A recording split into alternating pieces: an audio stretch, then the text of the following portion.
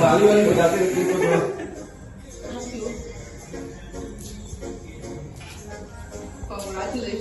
Thank you so much. ये हमारे channel पे पहला सेंचुरी हमने मारा है, तो thanks to you, very special.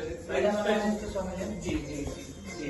हाँ, सबसे बड़ी खुशी इस बात की है कि सारे गाना हम भोजपुरी से पहला ऐसा गाना है जो 100 मिलियन हुआ है।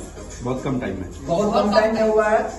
और बाकी लोगों के भी, बाकी मेरे भाइयों के गाने हैं वो भी होंगे, आज ही तो कल होंगे।